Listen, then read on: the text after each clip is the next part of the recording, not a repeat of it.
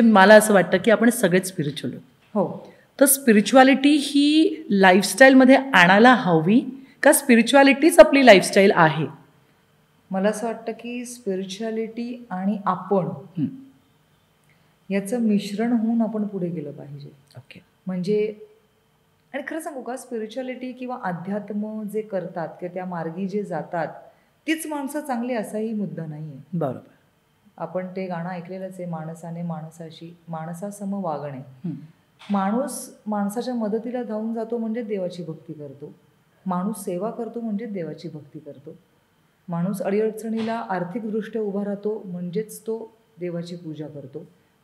माणूस आपल्या आईवडिलांना रिस्पेक्ट देऊन त्यांना काय हवं नको ते बघतो, त्यांची सेवा करतो. तिथे सगळ्यात मोठी पूजा होते. आणि तो जर व्यक्ती समजा देवाचं करत नसेल तर देव असं कधीच म्हणत नाही माझी भक्ती केली ना तरच मी तुम्हाला फळणार. तुमच्या कर्माने तुम्हाला देव फळ देत असतो.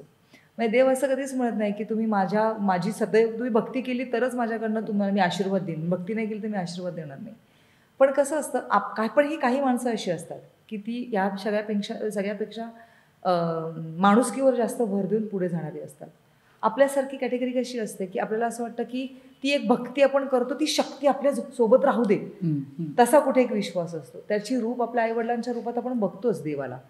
पण अध्यात्म स्पिरिच्युअलिटी ज्यांच्या अंगवळणी नसेल तर मला असं वाटतं ती जर अंगवळणी आणली तर त्याचा फायदाच होतो.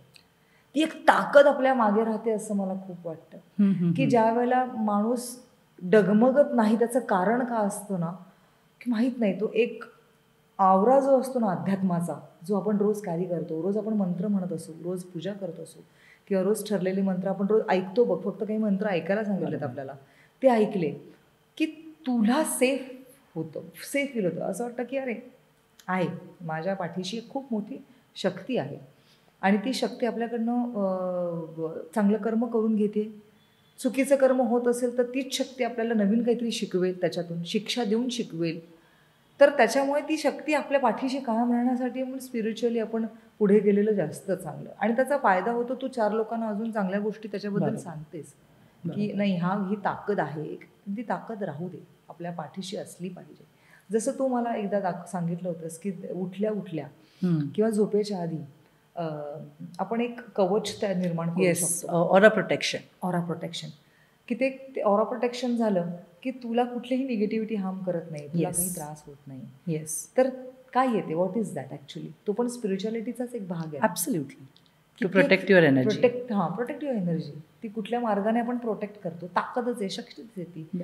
तर मला असं वाटतं हे जर फॉलो केलं तर चांगलंच आहे. मला तरी खूप आवडतं. तू काय फॉलो करतेस? मला तर पहिली गोष्ट म्हणजे हे जे तू मला तुझ्याकडे आले होते ब्रेसलेट्स आहेत किंवा तू काही मला अजून काही गोष्टी मला सांगितल्यास त्या मी फॉलो करते.